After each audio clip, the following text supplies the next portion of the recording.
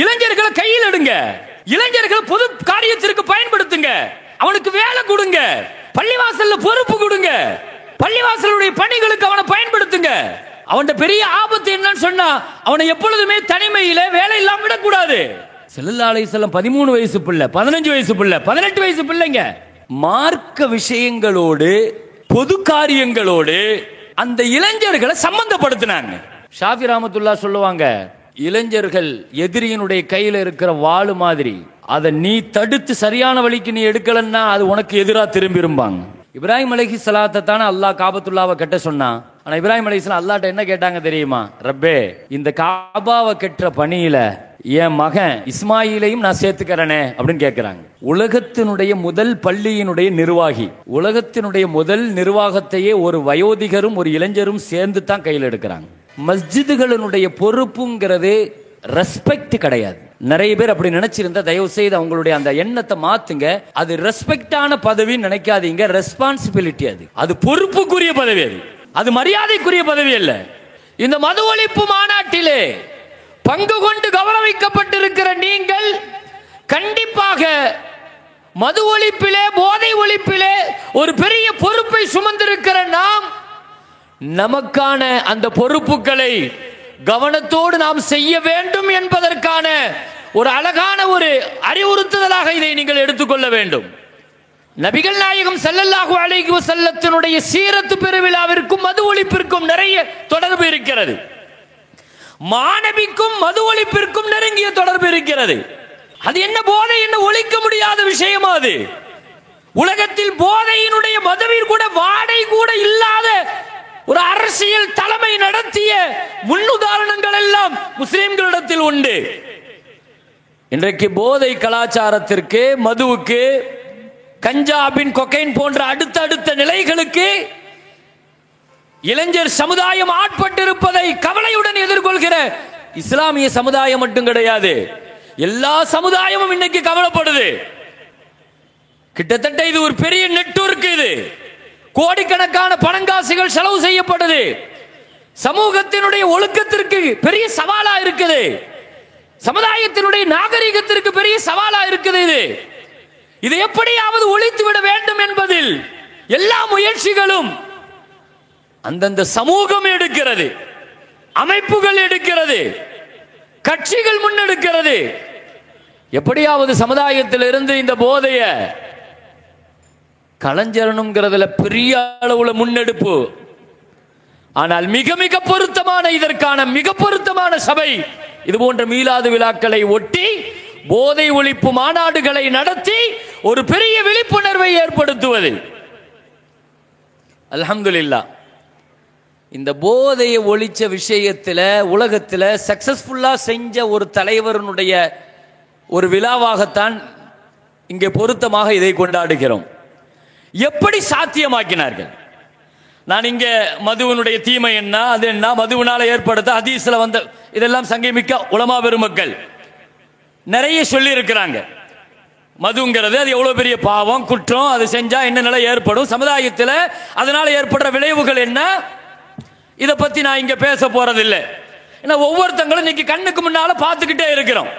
சமூகத்தில் போதையினால சமுதாயம் சந்திக்கிற தனி மனித ஒழுக்கத்திற்கு பிரச்சனை, ஒரு குடும்பத்திற்கு இது பிரச்சனை, ஒரு மஹல்லாவிற்கு பிரச்சனை, ஜமாத்துக்கு பிரச்சனை, ஊருக்கு பிரச்சனை, நாட்டுக்கு பிரச்சனை. இது 70 நாடுகளில் கலை பிறப்பி, 70 நாடுகளில் கிளை பிறப்பி, இது ஒரு பெரிய நெட்வொர்க்காக நடந்து கொண்டிருக்கிற, இதற்கு பின்னால ஒரு பெரிய ஆர்கனைசிங் இருக்குது.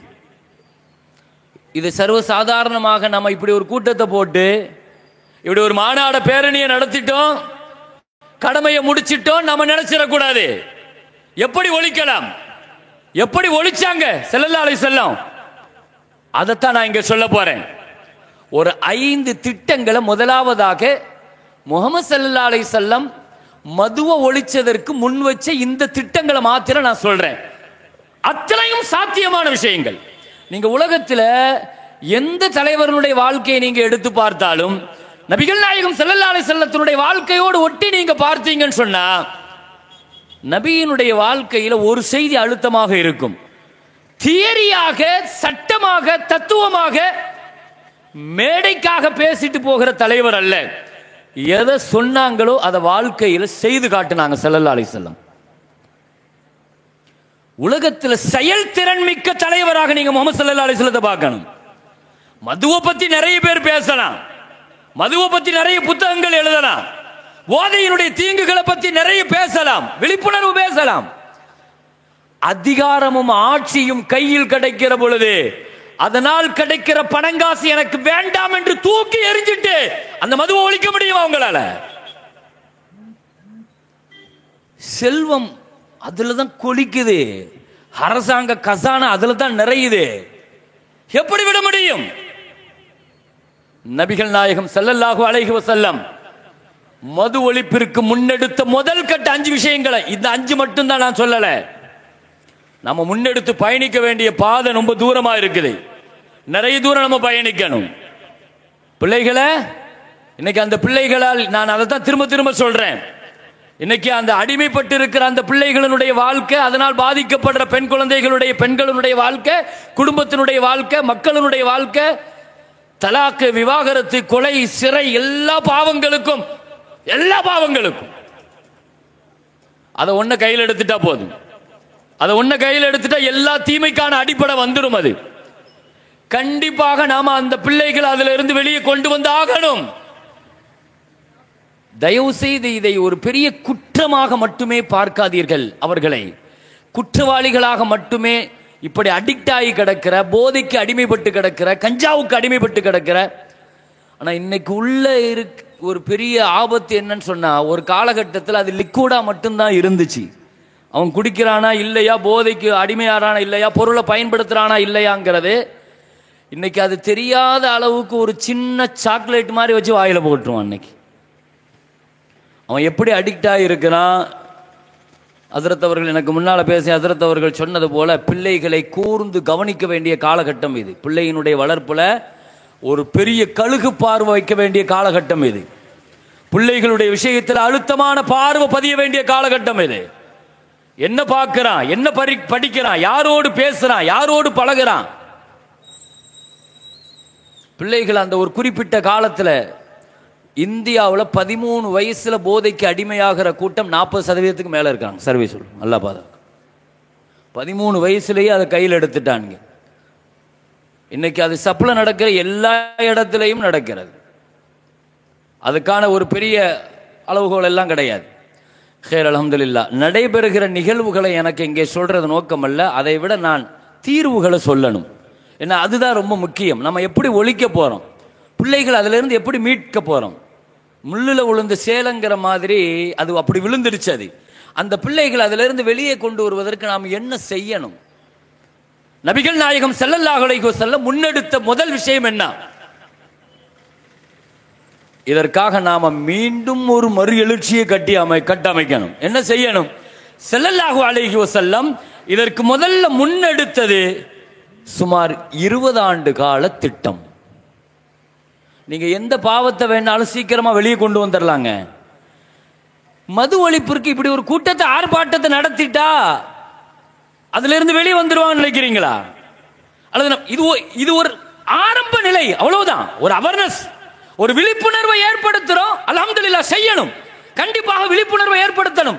அது முதல் கட்ட வேலையா இருக்கணும். நான் விழிப்புணர்வு ஏற்படுத்துற, முகாம்கள் அமைச்ச, கவுன்சிலிங் கொடுத்த, இது மட்டுமே தீர்வு கிடையாது. நாங்க அரசாங்கம் சார்பா ஒரு 30,000 கவுன்சிலிங் நடத்திட்டோம், முகாம்கள் அமைச்சிட்டோம். முகாம்களை ஏற்படுத்திட்டா தீர்வாயிடுமா? வெளியே கொண்டு வருவதற்கு வழி என்ன? 20 வருஷமாக பின்தொடர்ந்தார்கள். 20 வருஷம் ஸல்லல்லாஹு அலைஹி வஸல்லம் நபித்துவம் பெற்று 20 ஆண்டு காலத்திற்கு பின்னால தான் மது முழுமையாக ஒழிக்கப்பட்டுச்சு. மது எப்போ ஒழிக்கப்பட்டுச்சு? ஸல்லல்லாஹு அலைஹி வஸல்லம் ஃபத்ஹ் மக்கா ஹிஜ்ரி 8க்கு முன்னால தான் மது முழுமையாக தடை செய்யப்படுது. அப்ப அது வரைக்கும் என்ன செஞ்சாங்க? 20 வருஷம் என்ன செஞ்சாங்க? அந்த சமுதாயத்தை மதுவில் இருந்து வெளிக்கொண்டு வருவதற்கான எல்லா திட்டங்களையும், எல்லா அவேர்னஸையும் ஏற்படுத்தினாங்க. என்ன சொல்லுச்சு தெரியுமா இஸ்லாம்? மதுவை ஏன் வேண்டான்னு சொல்லுச்சு தெரியுமா? சுருக்கமாக சொல்றேன் பாருங்க. 5 விஷயத்தை காப்பாத்துறதுக்கு தான் மதுவை இஸ்லாம் தடை செஞ்சிச்சு. இந்த பிரச்சாரத்தை தான் இஸ்லாம் முன் வச்சிச்சு. முதல்ல நபி ஸல்லல்லாஹு அலைஹி வஸல்லம் முன் வச்ச பிரச்சாரம் என்ன? இந்த 5 விஷயம்தான். மது, ஒரு மனுஷன் 5 விஷயத்தை பாதுகாக்கணும். ஒன்று, தான் உயிரை பாதுகாக்கணும், தான் உயிரை பாதுகாக்கணும், தான் அறிவை பாதுகாக்கணும், தன் உயிரை பாதுகாக்கணும், தன் அறிவை பாதுகாக்கணும், தன்னுடைய பொருளை பாதுகாக்கணும், தன்னுடைய மானத்தை பாதுகாக்கணும், தன்னுடைய மார்க்கத்தை பாதுகாக்கணும். இதுக்கு பேர் அரபியில மகாசிதுல் ஹம்சான்னு சொல்லுவாங்க, அஸ்ஸரூரியாத்துல் ஹம்சா. இந்த 5 விஷயங்களுக்கும் மது ஆபத்தானது. இஸ்லாம் வச்ச பிரச்சாரம் என்ன? இந்த மது குடிச்சா அவனும் கெட்டு போவான், அடுத்த உயிரினுடைய மதிப்பு அவனுக்கு தெரியாது. மது குடிச்சா அவன் அறிவும் போயிடும், ஒரு அறிவாளியா நடக்க மாட்டான். அது அறிவுக்கு திறதானது. அல் ஹம்ரு மா ஹாமரல் அக்ல்.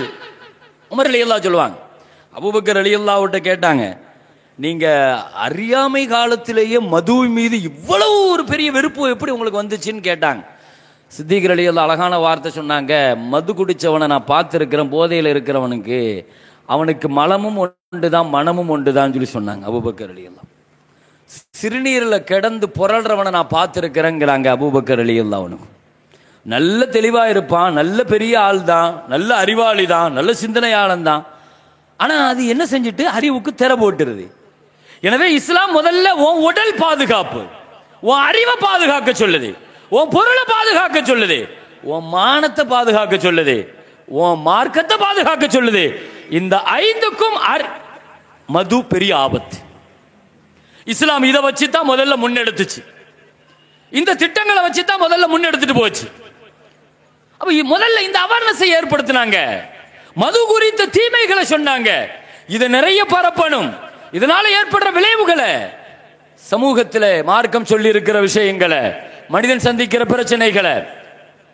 முதலாவது, இது முதல் நபிகள் நாயகம் ஸல்லல்லாஹு அலைஹி வஸல்லம் முன்னெடுத்த முதல் அடிப்படையான விஷயம் இதுதான். இரண்டாவதாக, ஹஜ்ரத் ரசூலுல்லாஹி ஸல்லல்லாஹு அலைஹி வஸல்லம் மதுவுக்கு எதிராக நபிகள் நாயகம் ஸல்லல்லாஹு அலைஹி வஸல்லம் முன்னெடுத்த நடவடிக்கைகள்ல ஒரு முக்கியமான விஷயம் என்னன்னு சொன்னா, மார்க்க விஷயங்களோடு பொது காரியங்களோடு அந்த இளைஞர்களை சம்பந்தப்படுத்தினாங்க. இது ரொம்ப முக்கியமான விஷயம். ஏன்னா நிறைய மதுவுக்கு அடிமையாகிற இளைஞர்களுடைய பிரச்சனை என்னன்னா அல் ஃபராகா அப்படின்னு எழுதுறாங்க. அவனை கவனிப்பாரற்று விடுறதுனால தான் அவன் அந்த நிலைமைக்கு ஆளாகிறான். இளைஞர்களை கையில் எடுங்க, இளைஞர்களை பொது காரியத்திற்கு பயன்படுத்துங்க, அவனுக்கு வேலை கொடுங்க, பள்ளிவாசல்ல பொறுப்பு கொடுங்க, பள்ளிவாசலுடைய பணிகளுக்கு அவனை பயன்படுத்துங்க. இளைஞர்கள் நாம பயன்படுத்தாததனுடைய விளைவுகள் தான், நல்ல காரியத்தில் அவனை பயன்படுத்தாததனுடைய விளைவு தான். அவன் பெரிய ஆபத்து என்னன்னு சொன்னா, அவனை எப்பொழுதுமே தனிமையில வேலை இல்லாம விடக்கூடாது. ஸல்லல்லாஹு அலைஹி வஸல்லம் 13 வயசு பிள்ளை, 15 வயசு பிள்ளை, 18 வயசு பிள்ளைங்க. ஏங்க இந்த பிள்ளைங்களை பள்ளிவாசலுடைய பொறுப்புகளுக்கு எப்ப பயன்படுத்துவீங்க? அந்த தொடர்பு இல்லைங்கிறனா இளைஞர்களை தேடி போக வேண்டியது இருக்குது. 5 வக்து தொழுகையில கிடைக்கிறாங்களா பிள்ளைங்க? இளைஞர்கள் ஜும்மாவுக்கு பயான் பேசுறாரு ஹஸ்ரத், எந்த இளைஞன் கேட்கிறான்னு நினைக்கிறீங்க? மார்க்க விஷயங்கள் அவன் காதுக்கே போக மாட்டேங்குது. இவனை எங்க பிடிக்கிறது? முதல்ல அந்த இளைஞர்கள் சமூகத்தில், மஹல்லாவில், இந்த சமுதாயத்தினுடைய பெரிய வருத்தப்படுற விஷயம் என்ன தெரியுமா? இங்க நிறைய பள்ளிவாசலுடைய நிர்வாக பெருமக்கள் இருக்கிறீங்க, தயவு செய்து நீங்க வருத்தப்பட்டுக்க வேண்டாம். ஏன்னா நான் திரும்ப திரும்ப சொல்றேன், மஸ்ஜிதுகளினுடைய பொறுப்புங்கிறது ரெஸ்பெக்ட் கிடையாது. நிறைய பேர் அப்படி நினைச்சிருந்தா தயவு செய்து அவங்களுடைய அந்த எண்ணத்தை மாத்துங்க. அது ரெஸ்பெக்டான பதவின்னு நினைக்காதீங்க, ரெஸ்பான்சிபிலிட்டி. அது பொறுப்புக்குரிய பதவி, அது மரியாதைக்குரிய பதவி அல்ல. இன்னைக்கு மஹல்லாவுல இளைஞர்களுடைய விஷயத்துல நம்ம முதல்ல வெளியே கொண்டு வரணும்னா, நபிகள் நாயகம் ஸல்லல்லாஹு அலைஹி வஸல்லம் முதல்ல எடுத்தது என்னன்னா, இரண்டாவதான அந்த திட்டங்கள்ல இளைஞர்கள் மீதான கவனம். அதுக்கு என்ன செய்யணும்னா, எந்த மஹல்லாவுலையும் ஒரு டேட்டா நம்மள்ட்ட கிடையாது, டேட்டா மெயின்டெனன்ஸ் பண்றதே கிடையாது.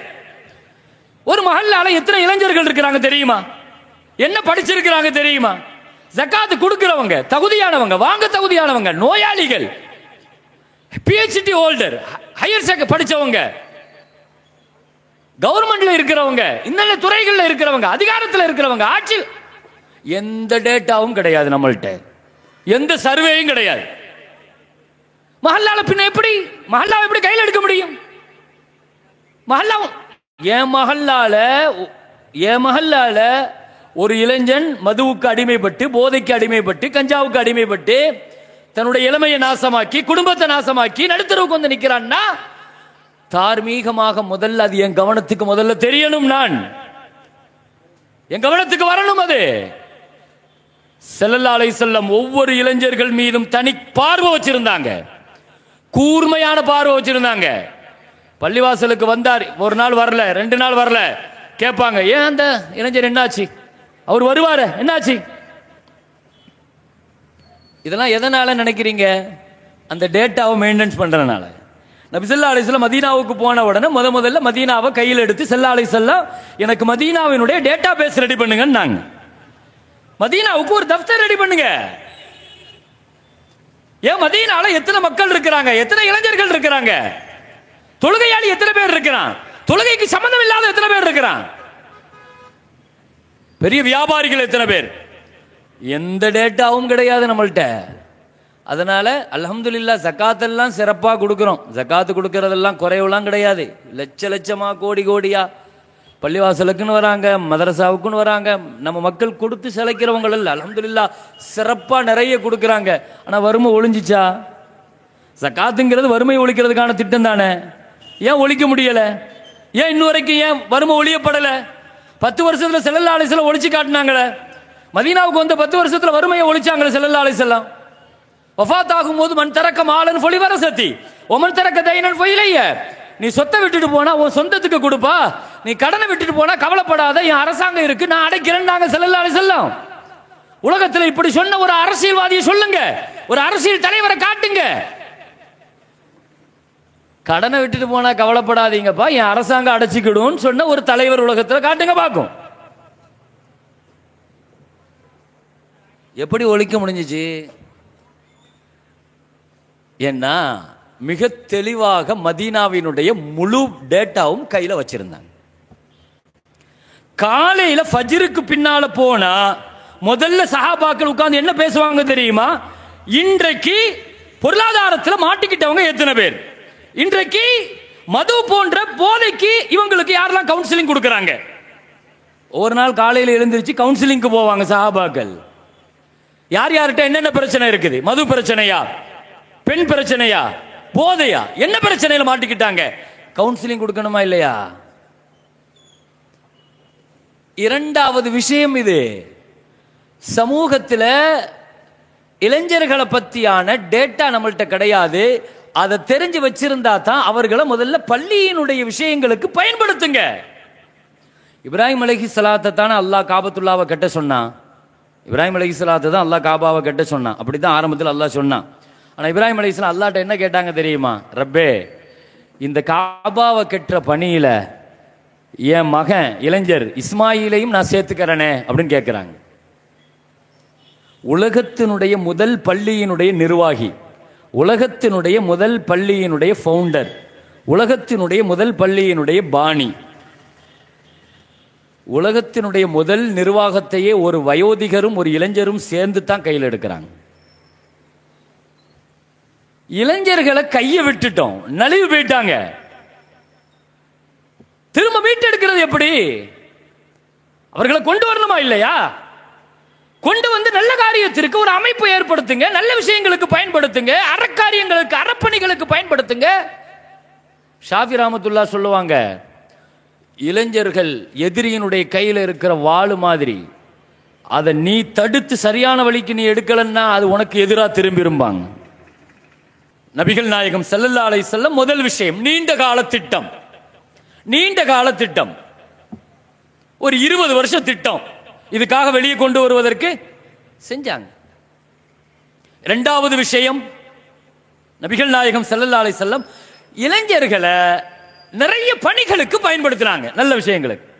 நான் அதை உள்ளுக்குள்ள போனா அது நிறைய காலம் பேச வேண்டி இருக்கும். இன்னொரு 10-15 நிமிஷத்துல நான் முடிக்கணும்.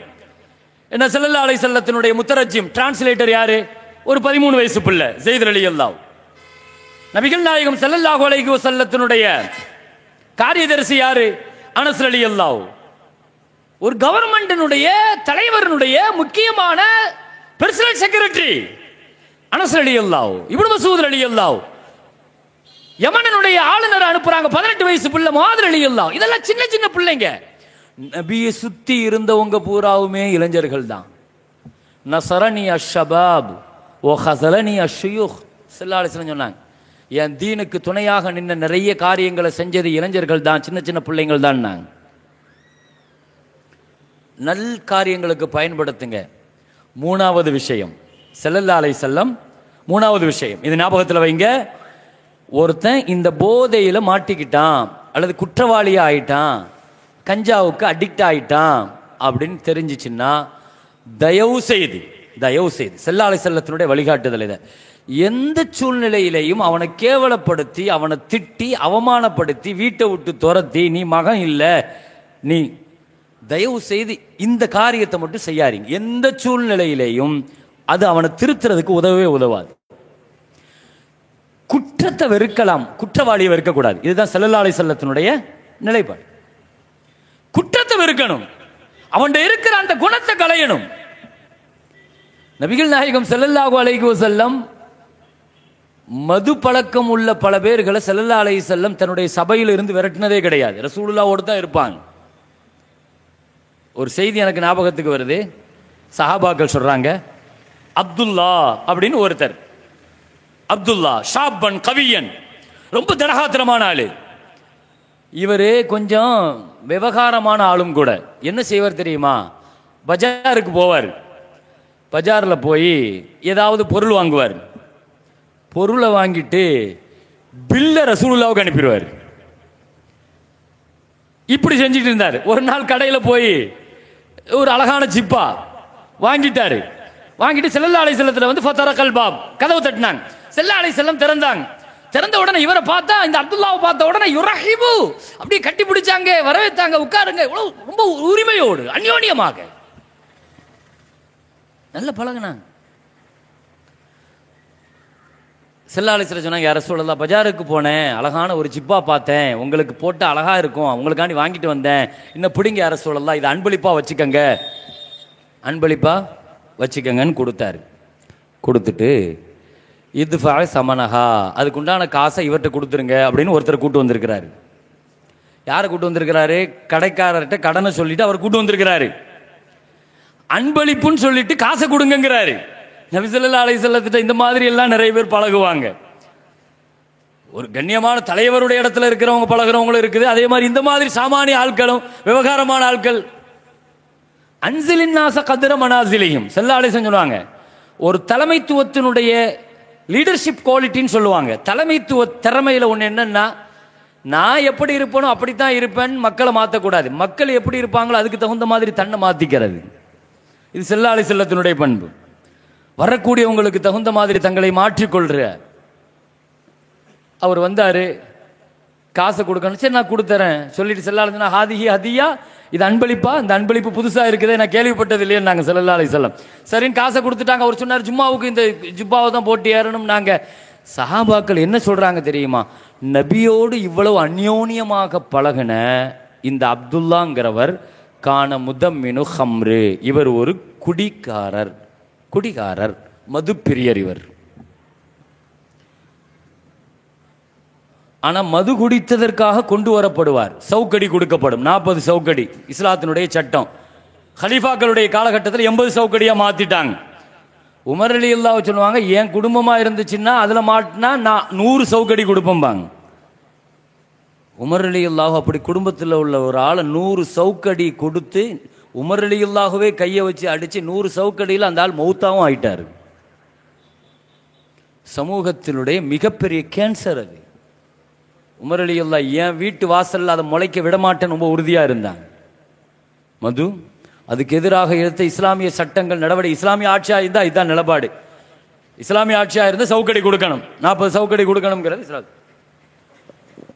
என்ன சொல்ல வரேன், இவர் ஒரு தடவை குடிச்சாரும் கொண்டு வரப்பட அடிக்கப்படும், இஸ்லாமிய சட்டம்லாம் நிறைவேற்றப்படும், அடிச்சிருவாரு, திரும்ப போயிடுவாரு, திரும்பவும் குடிப்பாரு, அந்த பழக்கத்திலிருந்து அவரால் வெளியே வர முடியாது. ஆனா தொழுக வருவாரா? தொழுக வருவாரு, மத்த எல்லாமே செய்வாரு. ஆனா குடியும் இருக்கும், குடி பழக்கமும் இருக்கும், இதுவும் செய்வாங்க. இப்படியே போயிட்டு இருந்து 4வது தடவை ஒரு தடவை உமர் ரலியல்லாஹு பார்த்துட்டாங்க. அவரை பார்த்த உடனே மா அக்ஸர் மா யூதாபி, எத்தனை தடவை தான் வந்து அடி வாங்குவீங்க, திருந்த மாட்டீங்களா? அல்லாஹும்ம லஅன்ஹு, யா அல்லாஹ் இவரை சபிச்சு நாசமாக்குன்னு சொன்னாங்க உமர் ரலியல்லாஹு. உடனே துடிச்சு போய் எழுந்து ஸல்லல்லாஹு அலைஹி வஸல்லம் என்ன சொன்னாங்க தெரியுமா? என்ன சொன்னாங்க தெரியுமா? உமரே லா தலஅன்ஹு, அவரை திட்டாதீங்க, அவர் குடிகாரன்னு திட்டாதீங்க, அவரை வெறுக்காதீங்க. ஃபைன்னஹு யுஹிப்புல்லாஹ் வ ரசூலஹு, அவர் அல்லாஹ்வையும் ரசூலையும் நேசிக்கிறார் நாங்க ஸல்லல்லாஹு அலைஹி வஸல்லம். என் மேலையும் அல்லாஹ் மேலையும் இருக்கிற அந்த அன்பு இருக்குதே, மஹப்பத் இருக்குதே, ஒரு நாள் இல்லாட்டி ஒரு நாள் அவரை இந்த பாவத்திலிருந்து வெளியே கொண்டு வந்துருங்கிறாங்க ஸல்லல்லாஹு அலைஹி வஸல்லம். எனவே இப்படி பாவத்திற்குள் சிக்கியவர்கள் வெறுக்கப்பட வேண்டியவர்கள் அல்ல, தூரம் கட்டப்பட வேண்டியவர்கள் அல்ல. நாம் உடன் வைத்து நம்ம மேல அவர் அன்பு வச்சிருந்தாரு, மரியாதை வச்சிருந்தாரு, வாப்பா அம்மா மேல குடி பழக்கம் இருக்குது, இப்படி ஒன்று மாட்டிக்கிட்டாரு, இருந்தாலும் வாப்பா அம்மா மேல கண்ணியம் இருக்குது, மரியாதை இருக்குது, பெரியவங்க மேல மரியாதை இருக்குது, உலமாக்கள் மேல மரியாதை இருக்குது, சமுதாயத்தினுடைய நிர்வாகிகள் மேல கண்ணியம் வச்சிருக்கிறாங்கன்னு சொன்னா தயவு செய்து அதை பயன்படுத்தி அந்த பிள்ளைய கவனமாக திருத்த பார்க்கணுமே தவிர, வாய்ப்புகளும் சந்தர்ப்பங்களும் கிடைக்கிற பொழுது அந்த பிள்ளையை எப்படியாவது அதிலிருந்து வெளியே கொண்டு வருவதற்கான முயற்சிகள் செய்யணும். அப்போ இதில் இன்னொரு விஷயம் என்ன விளங்குது தெரியுமா? எனவே நபிகள் நாயகம் ஸல்லல்லாஹு அலைஹி வஸல்லத்தின் மீதான மஹப்பத்தை, அன்பை அந்த பிள்ளைகளினுடைய உள்ளத்தில் கொடுத்துட்டா அந்த மஹப்பத்து பிள்ளைகளை மதுவிலிருந்து வெளியே கொண்டு வந்துடும்.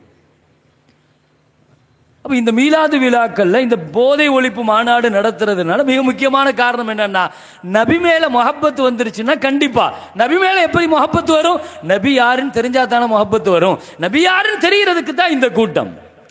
ஸல்லல்லாஹு அலைஹி வஸல்லம் யாருன்னு தெரியறதுக்கு. ஹைர் அல்ஹம்துலில்லாஹ். அப்ப மூணாவது விஷயம் நான் என்ன சொல்றேன்னா, நபிகள் நாயகம் ஸல்லல்லாஹு அலைஹி வஸல்லம் தவறு செய்தவர்களை தூரத்தில் வச்சு திருத்துறதல்ல, அல்லது அவங்களை வெறுத்து திருத்துறதல்ல, ஒதுக்குறதல்ல, சமூகத்திலிருந்து ஓரம் கட்டுறதல்ல, அவர்களை உடன் வைத்துக் கொண்டு திருத்துவது. இது ரொம்ப முக்கியமான விஷயம் ஸல்லல்லாஹு அலைஹி வஸல்லம்.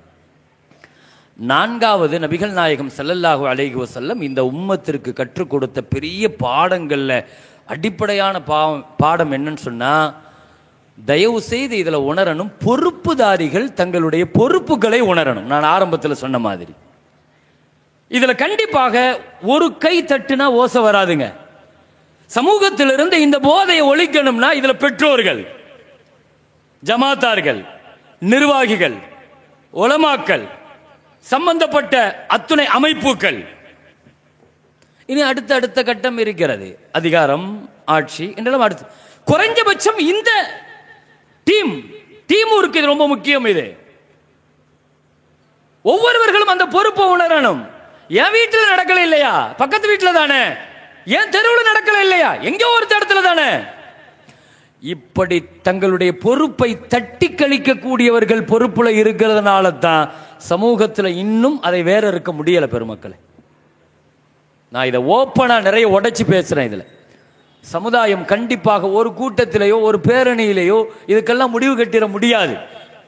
தயவு செய்து இதுல பொறுப்பு சம்பந்தப்பட்டவங்க, உமர் ரலியல்லாஹுனுடைய ஆட்சி காலம்ங்க, உமர் ரலியல்லாஹுடைய ஆட்சியே இன்னைக்கு உலகம் முழுக்க பேசுது. ஏன் இவ்வளவு தூரம் பேசப்படுது? காந்தியிலிருந்து கெஜ்ரிவால் வரை எல்லாருமே உமருடைய ஆட்சி இவ்வளவு பெருமையா பேசுறாங்களே ரலியல்லாஹு. என்ன காரணம் நினைக்கிறீங்க? ஆட்சியில் இருக்கும்போது சிரியாவில் முஸ்லீம் படைகளுக்கு ஒரு வெற்றி கிடைச்சிச்சு. சிரியாவில் முஸ்லீம் படைகளுக்கு வெற்றி கிடைச்சிச்சு. வெற்றி கிடைச்சிச்சுங்கிற செய்தியை ஒருத்தர் வந்து சொன்னார். உமர் ரலியல்லாஹு உடனே அதை சந்தோஷத்தில் கொண்டாடலாம் இல்லை. என்ன கேட்டாங்க தெரியுமா? முஸ்லீம் படைகள் ஜெயிச்சிட்டா. ஆமா. மதா பத அல் கிதால், சண்டை எப்போ ஆரம்பிச்சிச்சு?